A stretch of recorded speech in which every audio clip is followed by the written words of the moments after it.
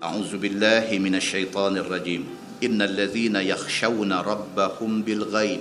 Bahawa segala mereka yang takut akan Tuhan mereka itu dengan ghaib daripada mata manusia, yakni taat mereka itu akan Allah pada ketika sunyi daripada manusia. Ni ayat ni nak beritahu apa?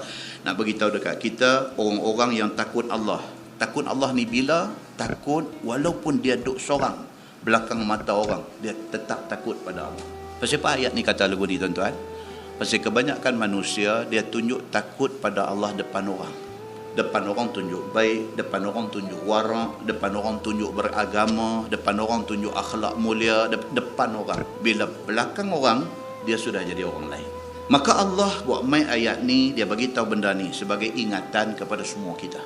Innal ladzina yakhshawna rabbahum bil ghaib. Sesungguhnya orang-orang yang takut Allah walaupun tak ada orang, dia tetap takut Allah. Lahum maghfiratun wa ajrun kabir. Tuhan kata bagi mereka itu ampunan daripada Allah dan pahala besar, iaitu syurga. Maksudnya apa tuan-tuan? Ikhlas. Bagi orang yang boleh ikhlas di atas dunia ni, boleh ikhlas, boleh buat benda kerana Allah, bukan mudah. Siapa boleh buat? Maknanya dia boleh bagi ikhlas diri dia ni. Dia buat apa pun ikhlas. Tak ada nak cerita ke orang kebaikan dia buat. Tak ada nak berasa ujub, berasa besar diri, berasa hebat. Tak ada benda tu semua. Melainkan yang ada dalam diri dia, rasa dia ni kekurangan dalam segala benda. Dia boleh main macam tu punya perasaan dalam diri dia. Dia ikhlas dengan Allah. Kita susah tuan-tuan. Sebab kita digatai satu perut ni kalau tak cerita benda baik kita buat. Cakap suara rendah tapi dalam ni tinggi. Kata ustaz saya, alhamdulillah lah ustaz, lepas pada balik haji baru ni, alhamdulillah tiap-tiap malam boleh ada buat tahajud. Bunyi tu kira low gear. Bunyi tu gear 1, gear 2, gear 1, gear 2. Alhamdulillah ustaz, saya syukur banyak-banyak pada Allah. Alhamdulillah, alhamdulillah.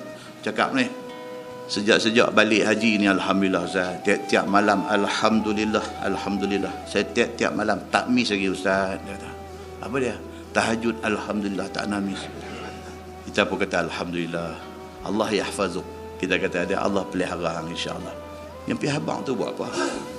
Kalau sungguh boleh bangkit, boleh buat, alhamdulillah. Syukur banyak-banyak pada Allah, sujud menangis pasal Allah ubah hidup kita.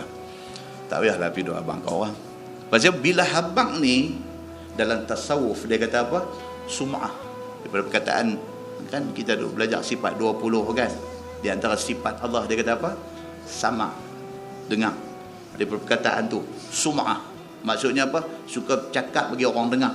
Kata kita ni bagus.